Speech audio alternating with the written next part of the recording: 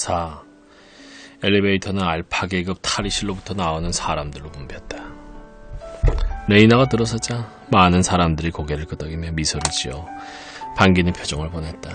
레이나는 인기 있는 여자였고 이들 대부분과 언젠가 하룻밤을 보낸 경험이 있었다. 이들은 모두 귀여운 남자들이었어. 레이나는 그들의 인사에 담례하며 생각했다. 매력 있는 남자들. 그런데 저 조지 에제르기는 저렇게 크지 않았으면 좋았는데. 328m 지점에서 북합상선 호르몬을 한 방울 더 주입시켰기 때문인지도 모르지. 또한 베니토 후보를 바라보면서 옷을 벗었을 때 저 남자는 정말 털이 너무 많았다는 기억을 지울 수 없었다. 베니토의 곱슬머리던 검은 털을 상기하고 약간 울적해진 눈으로 레이나가 몸을 돌리자 한쪽 구석으로 작달막하고 여윈 최고의 우울한 표정을 짓고 있는 버나드 마르크스를 보았다. 버나드 하고 그는 그에게로 다가갔다. 당신을 찾고 있었어요. 그녀의 목소리는 올라가는 엘리베이터의 목소리를 압도하고 낭랑하게 울렸다. 다른 사람들이 호기심에 찬 눈으로 돌아보았다. 그 뉴멕시코행 계획에 대해 당신과 이야기하고 싶어요. 베니토 후보가 놀라서 멍청히 바라보는 모습이 곁눈으로 보였다. 그 멍청한 표정이 그녀를 괴롭혔다. 내가 다시 한번 같이 나가자고 부탁하지 않으니까 놀란 모양이야 하고 그녀는 속으로 생각했다. 다시 그녀는 소리를 높여서 여느 때보다도 더욱 다정한 말투로 7월달엔 일주일가량 당신하고 함께 가고 싶어요 하고 말했다. 좌우간 이렇게 해서 헨리에 대해 충실하지 않다는 것을 모든 사람에게 증명하고 있었다. 상대가 이제 버나드이긴 했지만 페니도 기뻐할 것이다. 다시 말해서 당신이 아직도 나를 원하신다면 그렇다는 말이에요 하고 레이나는 더할 수 없이 감미롭고 의미심장한 미소를 띠며 말했다. 레나드의 창백한 얼굴은 순식간에 붉어졌다. 레이나는 놀라서 도대체 이 사람이 왜 이럴까 하는 의아심이 들었지만 동시에 그녀 자신의 위력 앞에서 이렇게 이상한 반응을 보이는 데는 그만 감격하지 않을 수 없었다. 어디 다른 데 가서 이야기하는 것이 좋지 않을까요? 버나드는 몹시 난처한 표정을 지으며 더듬거리듯이 말했다. 내가 무슨 충격적인 말이라도 한 것 같군 하고 레이나는 속으로 생각했다. 내가 상스러운 농담을 했다 해도 이처럼 당황한 표정은 짓지 못할 테지. 당신의 어머니가 누구였죠? 라든가 이와 비슷한 농담을 했어도 이렇게 여러 사람이 있어서 그는 당황한 나머지 숨이 꽉 막힐 지경이었다. 레이나의 웃음은 솔직했고 전적으로 악의적인 것은 아니었다. 당신은 이상한 사람이군요. 레이나가 말했다. 사실 그녀는 진심으로 버나드를 이상한 남자라고 생각했다. 적어도 일주일 전에 알려주세요. 그러시겠죠? 그러고는 말투를 바꾸어 우리는 블루 퍼시픽 로켓을 타게 되는 거죠. 그게 차링 티탑에서 떠나던가요? 아니면 햄스테드에서 떠나던가요? 하고 물었다. 버나드는 그녀의 질문에 미처 대답하기도 전에 엘리베이터가 멈추었다. 옥상입니다. 킥킥거리는 목소리가 외쳤다. 엘리베이터 운전사는 엡실론 마이너스 세미 모론. 정신 파괴가라는 뜻. 세미 모론 계급의 검은 제복을 입은 원숭이를 연상시키는 작은 사나이였다. 옥상. 운전사는 문을 열었다. 오후에 태양이 바라는 훈훈한 광선이 그를 놀라게 했는지 눈을 껌뻑했다. 옥상 하고 운전사는 환희에 찬 목소리로 반복했다. 그는 어둡고 무서운 혼수 상태로 갑자기 깨어나 기뻐하는 사람처럼 옥상 하고 외치고 있었다. 마치 무언가를 기대하며 주인을 흠모하듯 바라보는 개처럼 승객들의 얼굴을 올려다보며 미소 지었다. 승객들은 서로 이야기를 하기도 하고 담소를 나누며 엘리베이터에서 나왔다. 운전사는 승객들의 뒷모습을 전송했다. 옥상이던가? 운전사는 의아한 듯 다시 한번 그 단어를 외워보았다. 그때 벨이 울렸다. 그리고는 엘리베이터 천장에 부착된 스피커에서 매우 부드러운 음성으로 그러면서도 매우 위압적으로 명령을 하다라는 것이었다. 아래로 18층 아래로 18층 아래로 가라. 그 음성이 명령했다. 운전사는 문을 쾅 닫고 버튼을 눌렀다. 그리고는 즉시 둔탁한 소리를 내는 깊은 우물의 황혼 속으로 자신의 상습적 혼미 상태 속으로 하강해 갔다. 옥상은 따뜻하고 밝았다. 지나가는 헬리콥터의 윙윙거리는 소리로 여름날에 오는 졸음을 재촉했다. 또한 5, 6마일 상공을 빠르게 나는 눈에 보이지 않는 로켓의 깊은 음향은 부드러운 공기를 애모하는 것 같았다. 버나드 마르크스는 깊은 숨을 들이마셨다. 그는 하늘을 올려다보았다가 푸른 지평선을 둘러보더니 마침내 레이나의 얼굴을 바라보았다. 아름답지 않습니까? 그의 음성은 약간 떨렸다. 그녀는 전적으로 동감이라는 표정으로 그에게 미소를 던졌다. 장애물 골프하기엔 안성맞춤이군요. 하고 그녀는 황홀한 듯 말했다. 버나드, 난 이제 가봐야겠어요. 너무 기다리게 하면 헨리가 화낼 거예요. 날짜를 미리 알려주세요. 손을 흔들고 나서 그녀는 넓은 옥상을 가로질러 경락고 쪽으로 달려갔다. 버나드는 햇빛에 그을려 건강해 보이는 무릎을 구부렸다 폈다 하는 동작을 되풀이하고 하얀 스타킹이 번쩍거리며 멀어져가는 그녀의 짙은 초록색 재킷 아래 몸에 잘 맞는 코르덴 바지가 유연하게 춤추는 모습을 멍청이 바라보고 있었다. 그의 얼굴에 고통스러운 표정이 떠올랐다. 정말 예쁜 여자야 하고 바로 등 뒤에서 우렁차고 쾌활한 목소리가 말했다. 버나드는 놀라서 돌아보았다. 베니토 후보의 피동피동하고 불그레한 얼굴이 그를 내려다보고 있었다. 분명히 호감을 가진 미소를 띠고 있었다. 베니토는 마음이 좋은 것으로 명성이 높았다. 그는 소마를 한 번도 손대지 않고 평생을 지닐 수 있는 인간이라는 것이 사람들의 평이었다. 다른 사람들은 악이라든가 분노로부터 도피해야 할 필요가 있었지만 이 남자는 그런 것 때문에 괴로워한 적이 없었다. 베니토에게 현실은 항상 쾌청한 나날이었다. 게다가 포근하고 탄력이 있지 지독히. 이렇게 말하던 베니토는 억양을 바꾸며 그런데 하고 말을 이었다. 자네는 울적해 보이는군. 자네는 1g의 소마가 필요해. 베니토는 오른쪽 주머니 바지 주머니를 뒤져 병을 꺼냈다. 1세제곱센티미터는 10가지 우를 치료해. 자, 버나드는 갑자기 몸을 돌려 그곳을 급히 떠나고 있었다. 베니토는 그의 뒷모습을 응시했다. 저 친구 왜 저럴까? 그는 의아했다. 다시 머리를 흔들며 저 녀석의 혈액 대용액 속에 알코올을 주입시켰다는 이야기가 사실이라고 결론지었다. 두뇌에 무슨 손상이 있었군. 그는 소마병을 짚고서 성오르몬 껌이 든 작은 갑을 꺼내더니 볼 속에 집어넣고 씹으면서 경락고 쪽으로 천천히 걸어갔다. 헨리 포스터는 자신의 헬리콥터를 경락고에서 끌어내요. 레이나가 도착했을 때는 벌써 조종석에 앉아 기다리고 있었다. 4분 지각이야. 레이나가 그 옆자리에 탔을 때 그는 이 말밖에 하지 않았다. 그는 엔진을 작동시켜 헬리콥터를 운전하기 시작했다. 기체는 허공 속으로 수직 상승했다. 헨리는 속도를 가했다. 프로펠러는 윙윙거리는 왕볼소리에서 말벌소리로 다시 말벌소리에서 모기소리로 변했다. 속도계는 1분에 2km라는 전속력을 내며 상승하고 있음을 보여주었다. 런던은 그들 밑에서 작아지고 있었다. 탁자형의 옥상을 가진 거대한 빌딩은 몇 분을 지나자 초록색 공원이나 정원에서 솟아난 기하학적 형상을 띤 버스에 지나지 않았다.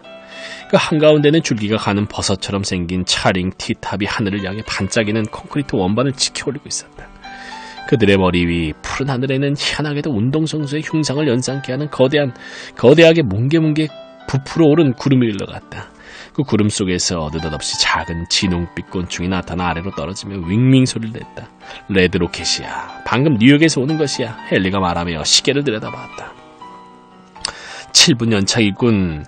이라고 말하며 헨리는 고개를 저었다. 대서양 항공로는 시간 안 지키는 것으로 유명해. 정말 창피한 줄도 모르는 것들이야.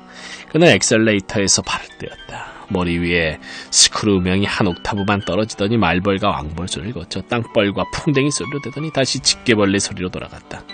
기체의 상승 속도는 완만해졌다. 잠시 후 그들은 허공에 꼼짝하지 않고 머물러 있었다. 헨리는 레버를 밀었다. 삐걱하는 소리가 들렸다. 그들의 앞에 위치한 프로펠러가 회전을 시작하더니 처음에는 천천히 그러다간 점점 빨라지면서 마침내 그것은 회오리치는 안개처럼 보였다. 수평 추진력을 일으키는 바람이 점점 날카로운 소리를 냈다. 헨리는 회전기계를 지켜보고 있었다. 그러다가 바늘이 1200으로 기록된 눈금에 닿자 스크루의 기어를 보았다. 기체는 이제 그 날개로 날 수 있을 정도의 충분한 추진력을 얻은 것이다. 레이나는 자신의 다리 사이에 바닥에 나 있는 창을 통해 아래를 내려다보았다.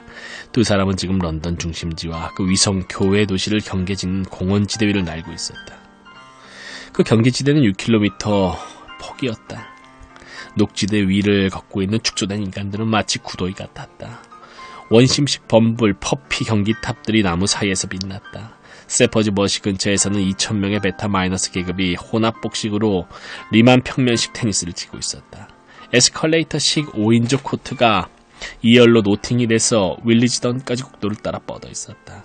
일링 스타디움에서는 델타 계급의 체조 경기와 공동체 창가 합창이 진행되고 있었다. 카키색은 정말 싫은 색이야 하고 레이나는 자신의 계급을 위한 수면시 교육에서 익힌 편견을 토로했다. 하운슬로 촉감 스튜디오 빌딩은 750헥타르나 되는 면적을 차지하고 있었다.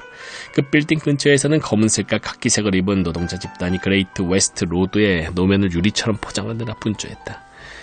그들이 그 위를 날아가고 있을 때 거대한 이동식 용광로의 뚜껑을 여는 중이었다. 길 위로 뭉게뭉게 배결을 바라면서 용해된 돌을 흘러내렸다.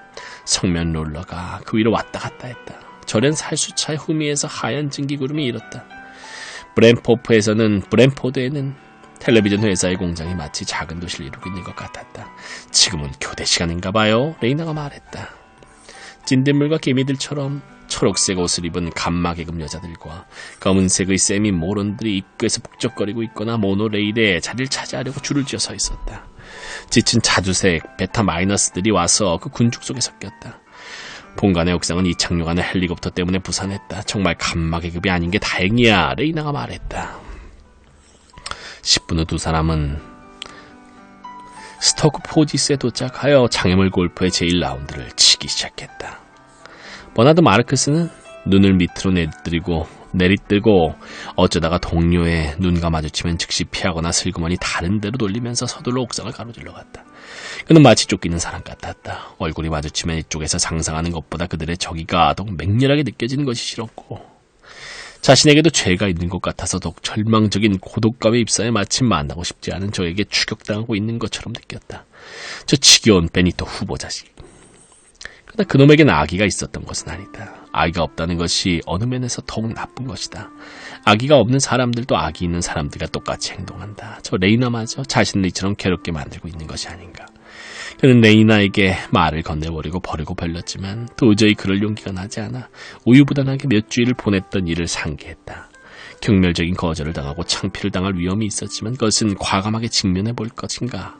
아니면 하지만 그녀가 응낙한다면 이 얼마나 황홀한 일일까. 그런데 그녀는 이미 응낙해 준 것이다. 그러나 그는 여전히 비참했다. 그녀는 장애물 골프를 하기에 안성맞춤인 오후라고 엉뚱한 이야기를 했으며 급기야 헨리 포스터와 함께 나란히 헬리콥터를 타고 날아가 버렸으며 두 사람만이 은밀하게 이야기하려고 많은 사람들 앞에서 말을 하지 않았던 그를 두고 오히려 이상하다고 여겼기 때문에 여전히 비참했다. 간단히 말해서 레이나는 어디까지나 건전하고 도덕적인 영국 여자로서 마땅히 취해야 할 행동을 했을 뿐 조금 더 유별나고 이상한 행동을 하려 들지 않았기 때문에 그는 비참했다. 버나드는 자신의 경락고를 열고 거기에서 빈둥거리고 있는 두 명의 델타 마이너스 조수를 불러 자신의 기체를 옥상으로 밀어내오라고 명령했다. 경락고는 모두 보카노프스키 집단들이 지키고 있었다. 그들은 모두 하나같이 키가 작은 쌍둥이들이며 검고 흉측했다. 버나드는 자신의 우월성에 자신감을 갖지 못하는 인간들에게 흔히 있는 날카로우면서도 좀 오만한 심지어 모멸적인 말투로 명령했다. 하층 계급과 맞서는 것은 버나드로서는 정말 우울한 노릇이었다. 대용 혈액에 알코올이 주업되는 소문은 실제로 우연한 불상사가 결코 적지 않았기 때문에 사실이었는지도 모른다. 여하튼 이유에 어쨌건 버나드의 체격은 감마급의 평균 체격보다 별로 크지 않았다. 알파 계급의 표준치보다 그의 신장은 무려 8cm나 작았으며 그것에 비례하여 몸짓도 마른 편이었다. 하층 계급의 인간들과의 접촉은 항상 그의 육체적 결함을 고통스럽게 상기시켰다. 나는 나다. 그런데 이런 모습의 내가 아니었으면 좋았을걸 하는 열등의식은 모질게도 그를 괴롭혔다. 델타 계급의 얼굴을 마주볼 때 내려다 보이는 것이 아니라 수평의 위치에서 볼 때마다 그는 굴욕을 느꼈다. 이 녀석이 그의 계급에 합당한 존경심을 가지고 그를 대우할 것인가 하는 의문이 그를 시달리게 했다. 그것도 무리가 아니었다. 그것은 감마 계급이든 델타 계급이든 엡실론 계급이든 사회적 우월성을 최고화 결부시켜 생각하는 습성이 어느 정도 체득되어 있었기 때문이다. 사실 큰 체구를 존중하는 수면시 교육의 편견이 널리 보편화되어 있었다. 그는 프로포즈하는 여자가 웃음보를 터뜨린다거나 동료들에게 놀림을 당하게 되는 것은 모두 여기에서 연유했다. 그러한 조선은 그로 하여금 이방인이라는 느낌을 안겨주었고 그를 이방인처럼 행동하게 했다. 그러자 그의 그러한 행동은 그에 대한 편견을 고조시켰고 신체적 결함이 유발시킨 굴욕과 적개심을 더욱 부채질했다. 그것은 다시 자신이 이질적이며 고독하다는 의식을 갖게 했다. 경멸하고 있다는 만성적인 두려움은 그로 하여금 친구를 피하게 했으며 아랫사람들 앞에서는 오히려 열등의식에서 오는 위험을 부리게 만들었다. 버나드는 헨리 포스터나 베니토 후보 같은 남자를 얼마나 부러워했는지 모른다. 명령에 복종시키기 위해 엡실론 계급에게 고함칠 필요가 없는 사람들, 자신들의 사회적 우월성을 당연한 것으로 받아들이는 사람들, 물고기가 물속을 헤엄치듯 계급제도의 숲속을 자연스럽게 거니는 사람들, 자신에 대한 자의식도 없으며 자신들이 생존하는 고맙고 안락한 요소에 대해 별도의 의식을 필요로 하지 않을 정도로 안주할 수 있는 사람들. 버나드는 부러웠다. 천천히 그에게는 그렇게 느껴졌다. 천천히, 그리고 마지못해 쌍둥이 조수들은 그의 헬리콥터를 끌어내고 있었다. 빨리 해! 버나드는 발끝에서 외쳤다. 그중 하나가 그를 힐끗 보았다. 저 멍청한 회색 눈 속에 감지되는 것은 일종의 동물적인 조소가 아닐까? 빨리 해! 그는 전보다 더 큰 소리로 고함쳤다. 그의 목소리 속에는 추악한 불협 화음이 섞여 있었다. 그는 기체에 오른 지 일본의 남쪽 강을 향해 날고 있었다. 폴리트가 60층 빌딩 속에는 각종 선전 사무국과 감정공학대학이 들어서 있었다. 지하 1층과 그 아래층에는 런던의 3대 신문, 즉 상류계급용의 라디오 15와 연출흑색 감마 가제트와 카키색 용지에다 특별히 단저름 어휘로만 집필하는 델타 미러의 인쇄소와 사무실이 있었다. 그 위층으로는 텔레비전 방송국, 촉감영화국, 인조음악의 선전 사무국이 들어있었는데 22층이 그것들로 점령되어 있었다. 그 위에는 연구실험소와 방음실이 있었고 그 안에서는 음반작가와 인조합성음악 작곡가들이 섬세한 작업을 수행하고 있었다. 위로 18층은 감정공학대학이 사용했다. 버나드는 선전국 옥상에 착륙하고 기체에서 걸어나왔다. 헬름 홀츠 왓슨 씨에게 전화해서 버나드 마르크스 씨가 옥상에서 기다리고 있다고 알려라. 버나드는 감마 플러스 계급 짐꾼에게 명령했다. 그는 앉아서 담배 불을 붙였다. 헬름 홀츠 왓슨은 전갈이 전해졌을 때 무언가 쓰고 있었다. 즉시 가겠다고 알려. 그는 말하고 수화기를 놓았다. 그러고는 비서를 향해 여기 정리를 부탁해요 하고 여전히 사무적인 냉정한 어조로 말했다. 그러고는 비서의 밝은 미소도 무시하고 자리에서 일어나 경쾌하게 문으로 걸어갔다. 그는 건장한 체구를 가진 사나이였다. 두툼한 가슴에다 넓고 우람한 어깨를 지니고 있었지만 동작은 민첩하고 탄력적이며 날렵했다. 둥글고 튼튼한 기둥 같은 그의 목은 아름답게 생긴 머리를 떠받치고 있었다. 그의 머리칼은 검고 곱슬거렸다. 그의 얼굴 윤곽은 뚜렷했다. 어느 뭐로 보나 그는 미남이었고 여비서가 실정을 모르고 입버릇처럼 말했듯이 머리끝에서 발끝까지 알파 플러스였다.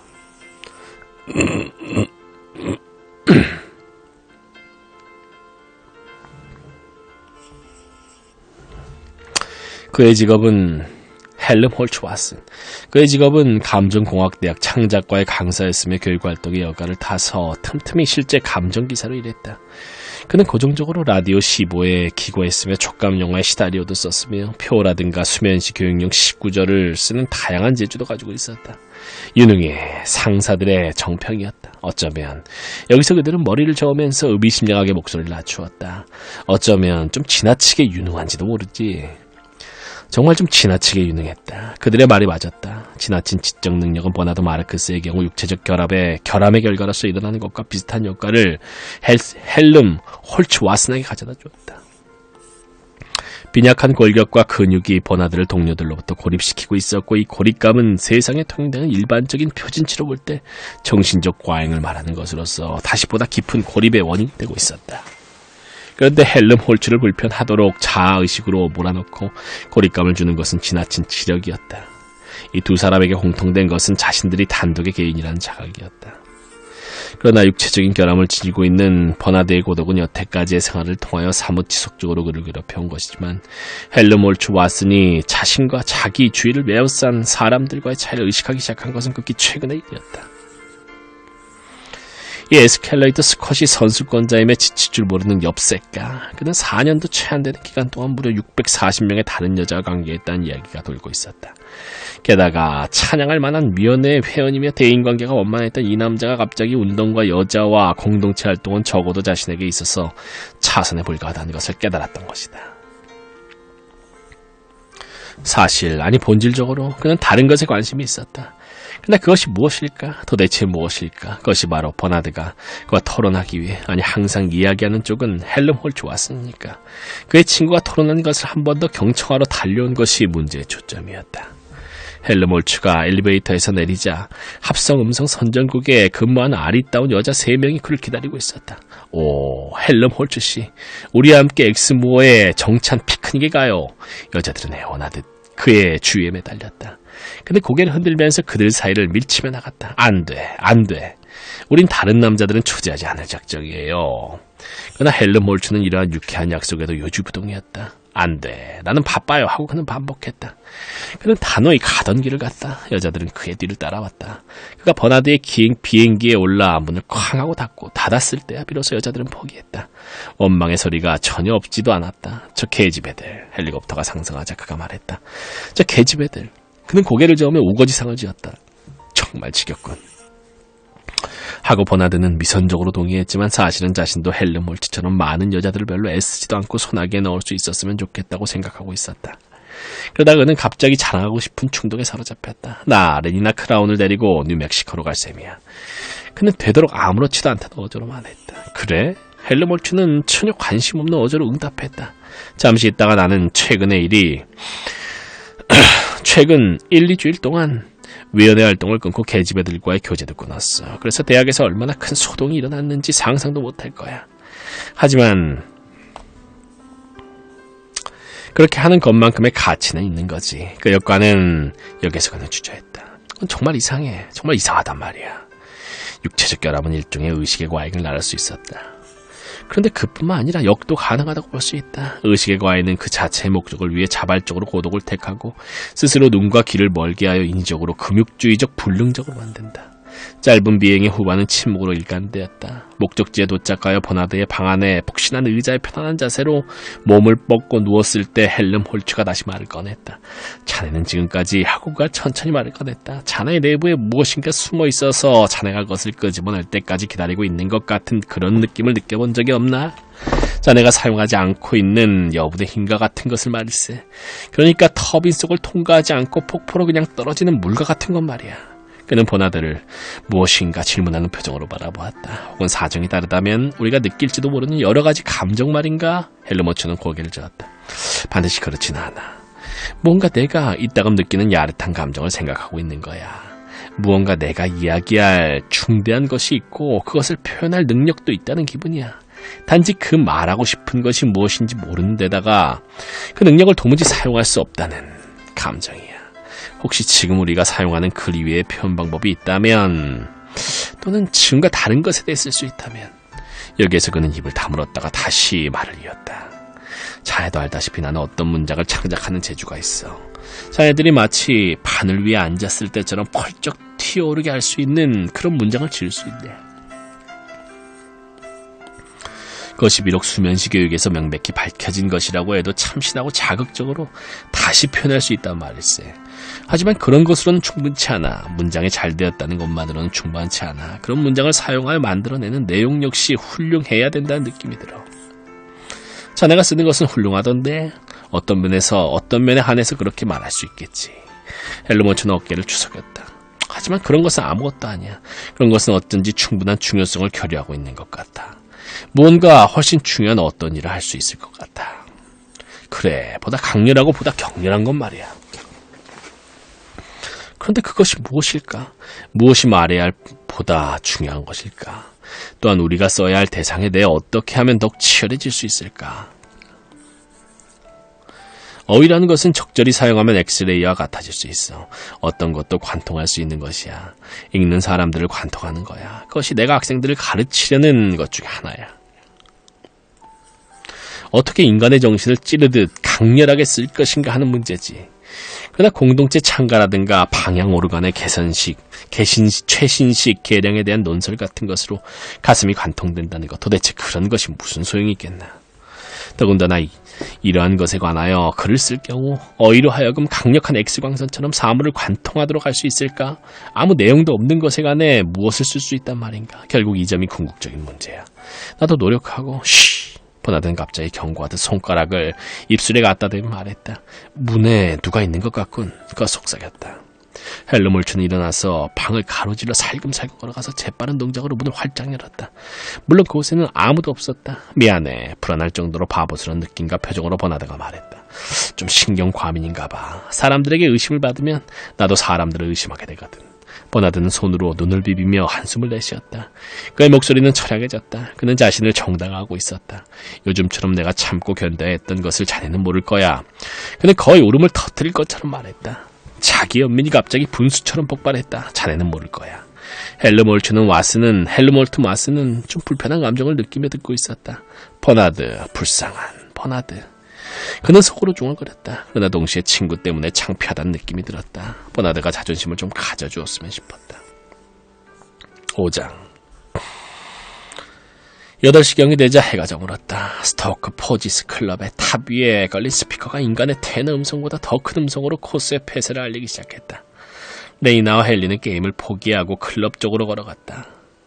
내외 분비물 합동 회사의 마당에서 수천 필의 가축들이 우는 소리가 들려왔다. 이들 가축들의 호르몬과 우유는 파넴, 로열에 있는 거대한 공장의 원료로 공급되고 있었다. 끝없이 붕붕거리는 헬리콥터의 잡음이 화원역의 시간을 채우고 있었다. 2분 30초마다 베리나 요란한 기적소리가 울려 하층 계급의 골퍼들을 각자 골프 코스로부터 수도로 운반해줄 모노레일 열차의 출발을 알리고 있었다. 레니나와 헨리는 자신들의 헬리콥터에 타고 출발했다. 8,000피트 상공에서 헨리는 헬리콥터 스크루를 늦췄다. 그들은 저물어가는 풍경의 상공에서 1, 2분 동안 정지한 상태로 머물러 있었다. 버넴 비치지의 숲이 거대한 어둠의 호수처럼 선역 하늘에 밝은 변두리까지 뻗어 있었다. 지평선 근처는 시몽색을 띤 최후의 석양이 상공으로 올라갈수록 오렌지빛과 누런빛을 띠다가 다시 엷은 초록색으로 변해가고 있었다. 북쪽으로는 수목이 울창했고 그 건너편에 20층의 내외 분비물 제조 공장이 자리 잡고 있었는데 창마다 맹렬하게 빛나는 전등이 있었다. 그 아래쪽으로 골프클럽 건물들이 있었다. 하층 계급역에 거대한 숙사가 있었고 격리된 벽 반대쪽에는 알파 및 베타 계급 전용의 작은 빌딩들이 있었다. 모노레일 정거장으로 가는 통로에는 하층 계급들이 개미처럼 묵글거렸다. 유리로 된 둥근 천장 밑에서 불을 밝힌 기차가 옥외로 쏜살같이 튀어나갔다. 컴컴한 평원을 남동쪽으로 달리고 있는 그 기차의 진로를 따라가던 중 그들의 시선은 장엄한 시체 소각장 건물에 쏠렸다. 안전한 야간 비행을 위해 4개의 높은 굴뚝에는 투광 조명이 설치되어 있었고 시몽색 위험신호가 그 위에 붙어 있었다. 이것은 하나의 경계 표지였다. 왜 저 굴뚝은 둘레에다 발코니 같은 것들을 만들어 놓았을까요? 레이나가 물었다. 이내수, 헨리는 마치 전범은처럼 설명했다. 연통을 통해서 분출할 때까지 가스는 4종류로 분류됨. 전에는 화장이 있을 때마다 P205 인산이 공기 중으로 날아다 버렸어. 이제는 98%가 다시 회수되고 있어. 성인의 시체 1구에서 1.5kg 이상의 인이 회수돼. 영국에서만도 매년 산출되는 4톤, 400톤에 있는 대부분 이렇게 해서 얻어지는 인이지. 헨리는 이런 업종이 마치 자신의 업종인 것처럼 대견해하며 자부심을 가지고 말했다. 우리가 죽고 나서도 계속 사회적으로 유용하게 쓰일 수 있다는 생각은 유쾌한 것이야. 식물의 성장을 도와주니까. 레이나는 이때 시선을 돌려 수직으로 아래에 보이는 모노레일 정거장을 내려다보았다. 그래, 그건 그래요 하고 그녀도 동의했다. 그런데 알파와 베타 계급이 저 아래에 보이는 지저분한 감마, 델타, 엡실론 계급보다 식물의 성장에 월등하게 많이 기여하지 않는다는 것은 좀 이상해요. 인간은 물리화학적으로 볼 땐 균등한 거야. 헨리가 격언조로 말했다. 그것 말고도 심지어 엡실론 계급도 없어서는 안 되는 봉사를 하고 있는 거야. 엡실론 계급도? 레이나는 갑자기 옛날 일 하나 회상했다. 어린 여학생 시절의 일이 생각났던 것이다. 어느 날 한밤중에 그녀는 우연히 눈을 뜬 일이 있었다. 그때 비로소 수면 중에도 그녀에게 출몰하는 속삭임을 깨달았던 것이다. 달빛과 작고인 침대의 대열이 지금 다시 그녀의 눈에 어른거린다. 조용하고 부드러운 소리가 그녀의 귓전에 다시금 울려왔다. 이건 수많은 밤을 거쳐 반복된 것이어서 잊혀지지 않고 잊을 수도 없는 말이었다. 만인은 다른 만인을 위해 일합니다. 그 누구라도 없어진다면 잘 살아갈 수 없습니다. 엡실론 계급조차도 유용한 것입니다. 엡실론 계급이 없이는 살아갈 수 없습니다. 만인이 다른 인간들을 위해 일합니다. 그 누구라도 없어지면 살아갈 수 없습니다. 최초로 느꼈던 충격적인 공포와 놀라움을 레이나는 상기해보았다. 반쯤 깨어있는 시간 동안 여러 가지를 깊이 생각하던 일. 그러다가 끝없이 반복되는 속삭임의 영향으로 차츰 정신이 위로받아 진정되고 고요해지다가 은밀히 잠 속으로 다시 빠져들던 일이 생각났다. 엡실론들은 자신들이 엡실론이라는 것을 전혀 꺼리지 않는 모양이죠. 그녀가 큰 소리로 말했다. 물론이지. 어떻게 꺼릴 수가 있겠어. 다른 계급이 된다는 것이 어떤 것인지조차 그들은 모르고 있는 거야. 그렇지만 물론 우리는 그런 생각을 할 수 있어. 우리는 습성이 다르게 길러졌기 때문이야. 또한 우리는 처음부터 유전자가 달라. 엡실론 계급이 되지 않는 것이 행복해요. 레이나는 신념을 가지고 말했다. 만일 레이나가 엡실론 계급이었다면 하고 헨리가 말했다. 레이나가 받은 조건 반사적 습성 훈련은 베타나 알파가 아닌 계급으로 태어난 것을 고맙게 생각하도록 되어 있을 거야. 헨리는 전진 프로펠러에 기어를 넣고 런던으로 기술을 돌렸다. 그들 뒤에 서쪽 하늘에는 시몽색과 오렌지색 노을이 거의 사라진 시각이었다. 어두운 구름층이 하늘의 정점으로 몰려들고 있었다. 화장터 상공을 날 때 굴뚝에서 올라오는 뜨거운 공기로 인해 기체는 위로 날려 올라갔지만 그것을 지나자 차가운 공기 속으로 휘말리며 급강하였다. 정말 멋지게 올라갔다 내려오는군요. 레이나가 즐겁다는 듯이 웃었다. 그러나 헨리의 어조는 잠시 우울하기까지 했다. 지금 올라갔다 내려간 것이 무엇인지나 알고 있어? 하고 그는 말했다. 그건 어떤 인간이 마지막으로 사라져간다는 뜻이야. 뜨거운 가스가 되어 올라간 거야. 그게 누구였는지 궁금하군. 남자, 여자, 알파 계급 아니면 엡실론? 그는 한숨을 쉬었다. 그러다가 갑자기 원기를 내겠다고 결심하던 명랑한 음성으로 여하튼 하고 결론지었다. 확실한 것은 한 가지 있어. 지금 사라진 것이 누구였든 그 사람은 살아있는 동안 행복했던 거야. 지금 모든 인간은 행복하니까. 그래요. 모든 인간은 지금 행복해요. 레이나가 맞장구 쳤다. 그들은 그 말을 12년 동안 매일 밤 150번씩 반복해서 들었던 것이다. 웨스트민스터에 있는 헨리의 40층짜리 아파트 옥상에 내려 그들은 곧장 식당으로 내려갔다. 거기서 그들은 즐겁게 떠들어대는 사람들 사이에 섞여 최고의 식사를 했다. 커피와 함께 소마가 나왔다. 레이나는 반 그랩짜리 두 알을 먹고 헨리는 세 알을 먹었다. 9시 20분에 그들은 거리로 나가 새로 연 웨스트민스터 사원 카바레로 걸어갔다. 거의 구름 한 점 없는 밤이었다. 달도 없이 별들만 촘촘한 밤이었다. 그러나 대개의 인간들을 침울하게 만드는 이 사실을 레이나와 헨리는 다행히도 의식하지 못하고 있었다. 정광 공중 광고가 밖의 어둠을 효과적으로 몰아내고 있었다. 칼빈 스토패스와 그의 16명의 색소폰 연주자들이라는 광고판이 빛나고 있었다. 새로운 웨스트민스터 사원의 정면에선 거대한 문자가 유혹하듯 번뜩이고 있었다. 런던 최고의 후각 혹은 색채 오르간, 최신식 인조음악 총망라. 그들은 안으로 들어갔다. 공기는 무더웠고 영향과 백단향 때문에 숨이 막힐 지경이었다. 홀의 둥근 천장 위에는 색채 오르간이 순간적으로 열대의 낙조를 그려내고 있었다. 16명의 색소폰 연주자들이 그리운 옛 노래를 연주했다. 이 세상 어디에도 나의 작고 귀여운 병 같은 병은 없어요. 400쌍가량이 윤이 나는 플로어 위에 춤을 추고 있었다. 레이나와 헨리는 곧 401번째 쌍이 되었다. 색소폰들은 달밤에 묘하게 우는 고양이 소리를 읊어대고 있었다. 마치 그들에게 죽음이 곧 닥쳐오는 것처럼 알토와 테너로 통곡했다. 풍부한 화음이 점차 첨가되면서 떨리는 색소폰의 합주는 점점 요란한 절정에 달했다. 그 소리는 점점 커지더니 마침내 지휘자가 팔을 한번 휘두르자 요란하게 흩어지는 에텔 음악 소리가 나오면서 16명의 연주자는 세찬 바람으로 날려버리니가 했더니 그들의 자취가 완전히 사라지고 말았다. A플랫 장조의 천둥 소리, 다음 순간 정적과 암흑, 그 속에서 점차 축소음이 계속되었고 차츰 약하게 가라앉는 음이 4분의 1박자가량 서서히 내려가자 결국에 가서는 미묘하게 속삭이는 화연으로 변하여 잠시 이어지다 5,4의 리듬이 끊임없이 낮게 울리고 있었다. 암흑의 분위기로 변하여 긴장이 감도는 기대감으로 가득 넘쳐흐르게 됐다. 갑자기 폭발적인 아침해가 솟아올랐다. 그와 동시에 16명의 연주자가 노래를 터뜨렸다. 나의 병이여, 내가 항상 원하는 건 너야. 나의 병이여, 왜 내가 병에서 태어났느냐고. 너의 안에서는 하늘은 푸르고 날씨는 항상 화창한 것이지. 그러니까 이 세상 어디에서도 내 병 같은 병은 없다니까.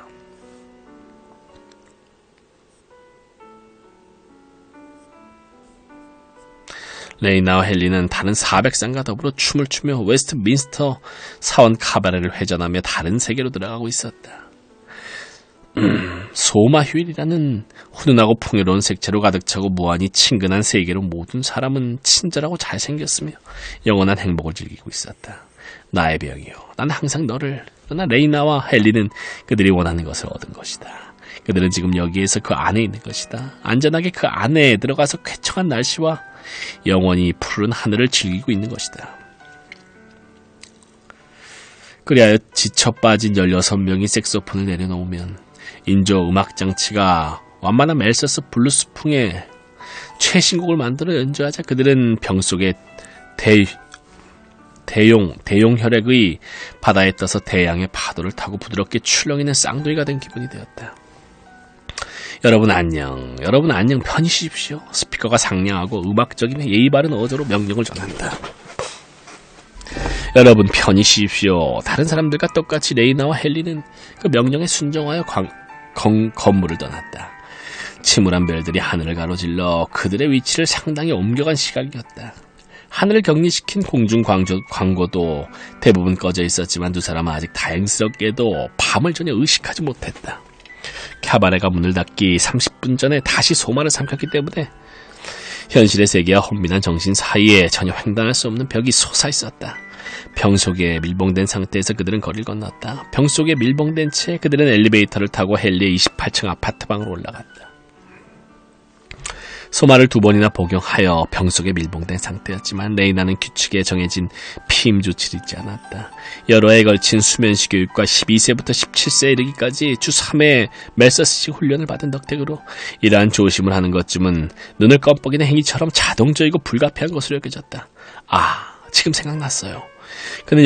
그녀는 욕실에서 나와서 말했다. 당신이 주신 그 멋진 초록색 모로코 가죽 허리띠 말이에요.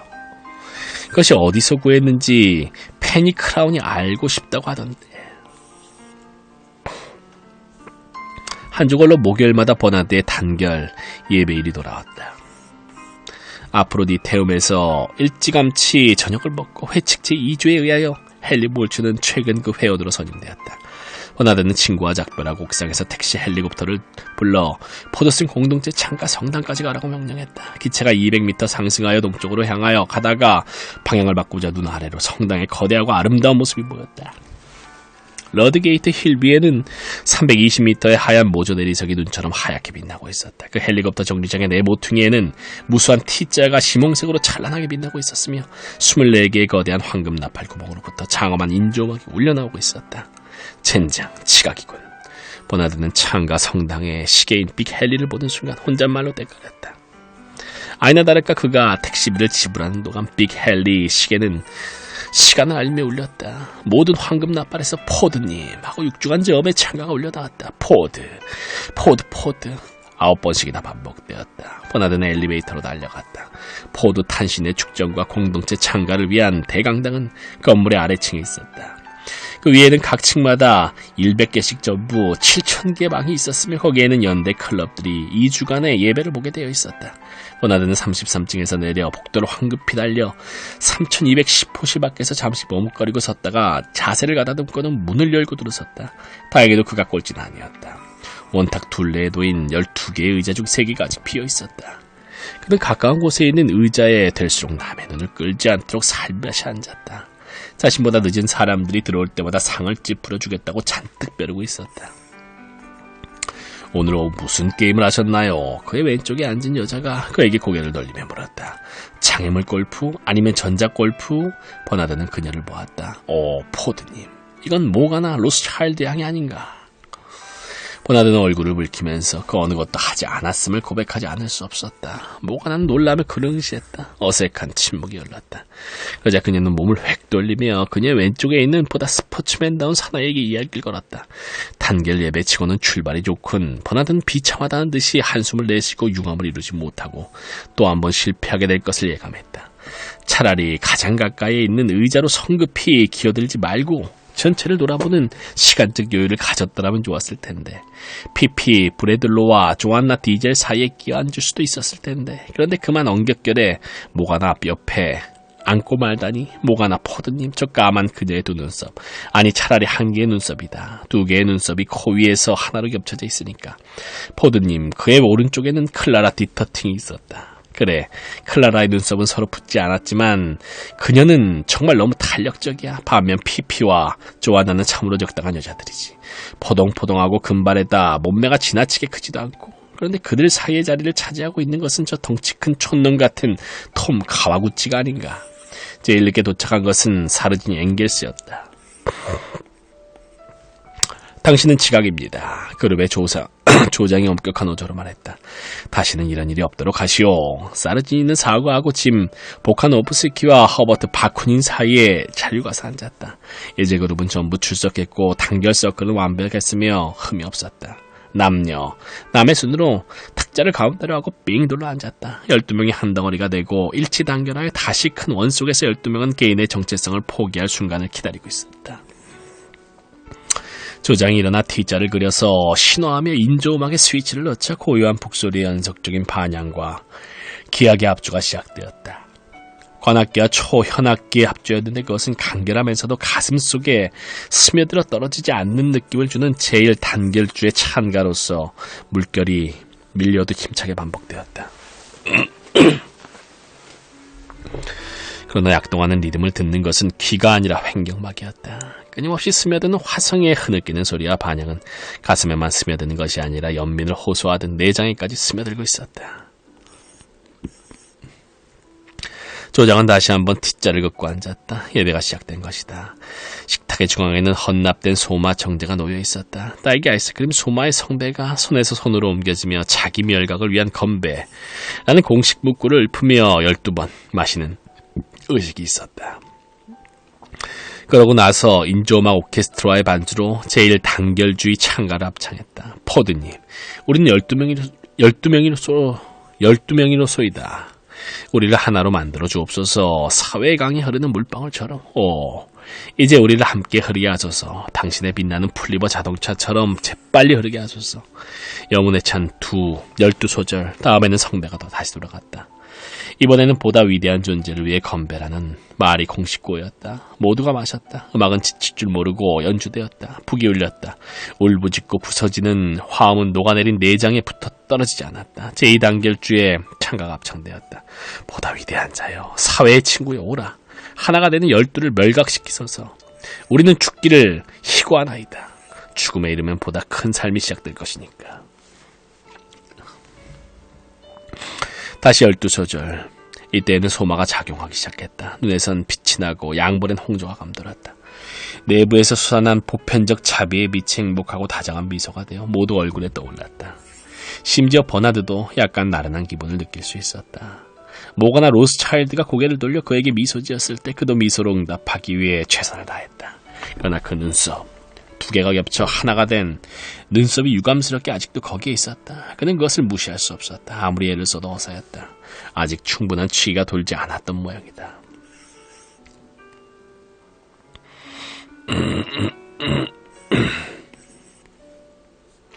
만일 그가 피비와 조안나 사이에 앉았더라면 성배가 세 번째로 돌았다.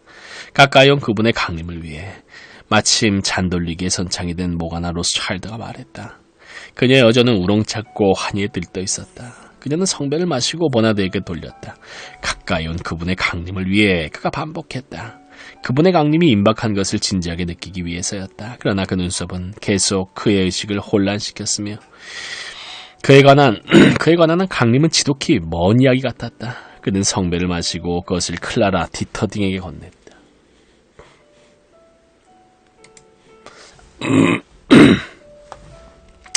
나는 다시 실패할 거야. 실패할 것을 뻔히 아는걸. 버나드는 중얼거렸다. 그러나 그는 밝은 미소를 짓기 위해 최선을 다했다. 성배는 한 바퀴를 돌았다. 조장이 손을 들어 신호했다. 일동은 합창으로 제3 단결주의 찬가를 부르기 시작했다. 보다 위대한 자의 강림을 느껴라. 환호하라. 환호하다 죽어라. 북소리의 리듬 속에 녹아버려라. 나는 너이고 너는 나이려니. 1절이 다음 절로 연결됨에 따라 목소리는 차츰차츰 흥분을 더하여 용솟음쳤다. 주님의 강림이 임박했다는 의식은 허공 속의 전류와도 같았다. 조장은 음악의 스위치를 껐다. 마지막 소절에 마지막 음이 끝나자 완전한 정적이 시작되었다. 건전지와 같은 생명력을 지니고 떨며 기어다니는 것 같은 연장된 기대감이 충만한 정적이었다. 조장이 손을 뻗었다. 그러자 갑자기 하나의 음성, 단순한 인간적인 음성보다 음악적인 깊고 강한 음성, 보다 풍부하고 보다 훈훈하고 사랑과 열망과 연민으로 가득 찬 떨리는 음성, 경이롭고 신비한 초자연적 음성이 그들의 머리 위에서 말하고 있었다. 오 포드님, 포드님. 매우 서서히 그 음성은 점점 약화되며 정점 오타브를 내리며 말했다. 그것을 듣는 자들은 따뜻한 감각이 태양 신경총으로부터 사지의 구석구석까지 방사되는 것을 느꼈다. 그들의 눈에 눈물이 고였다. 그들의 심장과 내장이 독립된 생명처럼 내부에서 꿈틀거리는 것 같았다. 포드님. 그들은 녹아내리고 있었다. 포드님 하는 소리도 모두 함께 용해되었다. 다른 순간 다른 목소리가 갑자기 터져나왔다. 들으라. 그 목소리가 나팔처럼 울렸다. 들으라. 그리하여 그들은 귀를 기울였다. 잠시 후 그 목소리는 속삭임으로 낮아졌다. 그러나 그 속삭임은 어딘지 드높은 외침보다 더욱 가슴을 꿰뚫는 것이었다. 위대한 분의 말이. 속삭임은 거의 꺼져버릴 지경이었다. 위대한 분의 말이 계단을 밟았습니다. 다시 한번 침묵이 시작되었다. 잠시 풀렸던 기대감이 팽팽하게 긴장되어 거의 끊어질 정도까지 늘어났다. 위대한 분의 말을. 오, 그들의 귀에 들려왔다. 계단을 사뿐히 내려오는 소리가 들렸다. 보이지 않는 계단을 내려와 가까이 다가오는 것이 들렸다. 위대한 분의 말. 갑자기 절정의 순간에 도달했다. 눈이 휘둥그레지고 입술을 벌린 채 모가나 로스차일드는 벌떡 일어났다. 들려요. 들려요. 그녀가 외쳤다. 강림하고 계십니다. 사르틴이 앵겔스가 고함쳤다. 그래, 강림하신다. 나에게도 들린다. 피피 브래들러와 톰 가와구치가 동시에 자리에서 일어났다. 버나드는 중얼거렸다. 그러나 그는 밝은 미소를 짓기 위해 최선을 다했다. 성배나 한 바퀴를 돌았다. 조장이 손을 들어 신호했다. 일동은 합창으로 제3단결주에 찬가를 부리기 시작했다. 보다 위대한 자의 강림을 느껴라. 환호하라. 환호하다 죽어라. 북소리의 리듬 속에 녹아버려라. 나는 너이고 너는 나이려니. 1절이 다음 절로 연결됨에 따라 목소리는 차츰차츰 흥분을 더하며 용수는 쳤다. 주님의 강림이 임박했다는 의식은 허공 속의 전류와도 같았다. 조장은 음악의 스위치를 껐다. 마지막 소절의 마지막 음이 끝나자 완전한 정적이 시작되었다. 건전지와 같은 생명력을 지니고 떨며 기어다니는 것 같은 연장된 기대감이 충만한 정적이었다. 조장이 손을 뻗었다. 그러자 갑자기 하나의 음성, 단순한 인간적인 음성보다 음악적인 깊고 강한 음성, 보다 풍부하고 보다 훈훈하고 사랑과 열망과 연민으로 가득 찬 떨리는 음성, 경이롭고 신비한 초자연적 음성이 그들의 머리 위에서 말하고 있었다. 오, 포드님, 포드님, 포드님. 매우 서서히 그 음성은 점점 약화되어 점점 옥타브를 내리며 말했다. 그것을 듣는 자들은 따뜻한 감각이 신경, 태양신경총으로부터 사지의 구석구석까지 방사되는 것을 느꼈다. 그들의 눈에 눈물이 고였다. 그들의 심장과 내장이 독립된 생명처럼 내부에서 꿈틀거리는 것 같았다. 포드님. 그들은 녹아내리고 있었다. 포드님. 하는 소리도 모두 함께 용해되었다. 다음 순간 다른 목소리가 갑자기 터져나왔다. 들으라. 그 목소리가 나팔처럼 울렸다. 들으라. 그래야 그들은 귀를 기울였다. 잠시 후 그 목소리는 속삭임으로 낮아졌다. 그러나 그 속삭임은 어딘지 드높은 외침보다 더욱 가슴을 꿰뚫는 것이었다. 위대한 분의 말이. 속삭임은 거의 꺼져버릴 지경이었다. 위대한 분의 말이 계단을 밟았습니다. 다시 한번 침묵이 시작되었다. 잠시 풀렸던 기대감이 팽팽하게 긴장되어 거의 끊어질 정도까지 늘어났다. 위대한 분의 말. 오, 그들의 귀에 들려왔다. 계단을 사뿐히 내려오는 소리가 들렸다. 보이지 않는 계단을 내려와 가까이 다가오는 것이 들렸다. 위대한 분의 말. 갑자기 절정의 순간에 도달했다. 눈이 휘둥그레지고 입술을 벌린 채 모가나 로스차일드는 벌떡 일어났다. 들려요. 들려요. 그녀가 외쳤다. 강림하고 계십니다. 사르틴이 앵겔스가 고함쳤다. 그래, 강림하신다. 나에게도 들린다. 피피 브래들러와 톰 가와구치가 동시에 자리에서 일어났다. 오. 조안나가 말문을 잇지 못하고 증언했다. 강림하신다. 짐 보카노프스키가 외쳤다. 조장이 몸을 앞으로 굽히고 뭔가를 건드리자 심벌주와 간악기가 현기증 나는 음악을 터뜨렸고 동시에 미친 듯한 징소리가 울렸다. 그분이 오신다. 아니, 클라라 디터띵이 귀청을 찢어지게 외쳤다. 그녀의 목청이 파열한 것 같았다. 자기도 무언가 해야 될 때가 됐다고 느낀 버나드도 역시 벌떡 일어나 외쳤다. 들린다. 그분이 오신다. 그러나 그것은 진심이 아니었다. 그의 귀에는 아무것도 들리지 않았고 아무도 오고 있지 않았다. 음악에도 불구하고 고조되는 흥분에도 불구하고 아무도 오고 있지 않았다. 그러나 버나드는 팔을 흔들며 있는 힘껏 외쳤다. 모두 요란을 떨며 빙빙 돌아가면서 발을 구르고 있을 때 그도 빙빙 돌며 발을 굴렀다. 그들은 둥근 눈을 이루며 빙빙 돌았다. 각자 두 손을 앞사람의 엉덩이에 걸치고 빙빙 돌아가며 합창으로 일제히 외치며 음악에 맞추어 발을 구르고 앞사람의 엉덩이를 때리며 박자를 맞췄다. 12명의 손은 한 명의 손처럼 박수를 쳤다. 12개의 엉덩이는 하나처럼 소리를 냈다. 12이 하나와 같이, 12이 하나와 같이. 나는 그분이 오시는 소리를 듣는다. 음악이 빨라졌다. 발걸음이 빨라질수록 율동적인 손동작도 빨라졌다. 그러자 돌연 인조음악의 우렁찬 베이스음이 단결 예배에 거친 융합의 순간이 왔음을 알렸다.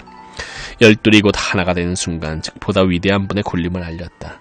큰 북들이 열광적인 음을 튕기고 있는 동안 지가자가 퉁퉁하고 저음은 노래하기 시작했다. 지가자가 퉁퉁 포드님과 즐거우며 여자들에게 키스하여 모두에게 하나로 남자와 여자는 평화롭게 하나가 되고 지가자가 퉁퉁은 구원을 준다. 지가자가 퉁퉁 하고 춤추는 자들은 기도문의 후렴을 이어받아 지가자가 퉁퉁 포드님과 즐거우며 여자들에게 키스하여 하고 노래했다. 이렇게 노래하는 동안 조명은 점점 어두워졌다. 빛이 흐려지자 동시에 그것은 더욱 훈훈하고 풍요로운 불빛을 띠더니 마침내 태아주장실과 같은 시몽색 황혼 속으로 그들을 몰아넣었다.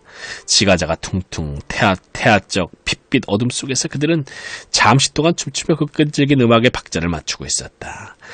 지가자가 퉁퉁 이윽고 춤추는 원은 흔들리며 흩어져 원탁과 의자를 에워싼 침대식 의자로 가서 쓰러져 버렸다. 지가자가 퉁퉁 깊은 음성은 나지막한 소리로 줄어들었다. 마치 비둘기 소리 같았다. 붉은 황혼 속에서 어떤 거대한 흑비둘기가 지금 엎드렸거나 쓰러진 춤추던 자들 위로 자비롭게 맴도는 기분이었다.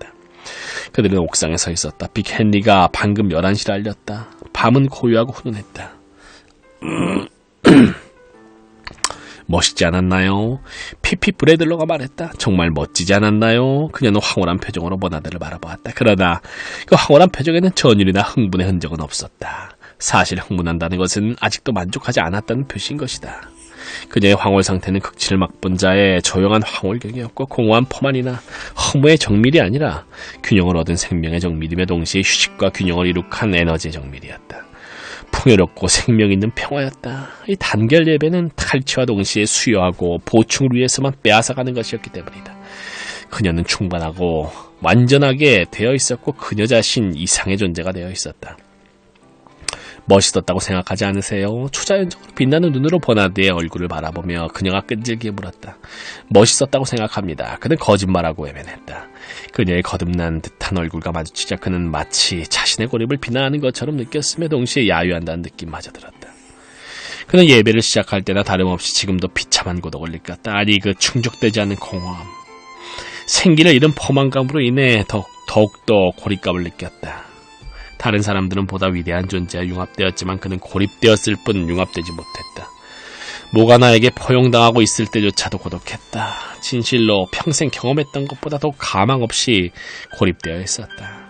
그는 시몽색 황혼빛으로부터 평범한 전등빛으로 나왔지만 자신의 자의식은 번민에 머금갈 정도로 고조되어 있었다. 그는 극도로 비참했다. 그녀의 빛나는 눈은 그를 비난하고 있었다. 어쩌면 모든 것이 그 자신의 잘못일지도 모른다. 정말 멋있는 예배였습니다. 그는 반복했다. 그러나 그가 생각할 수 있는 것은 오로지 모가나의 눈썹뿐이었다.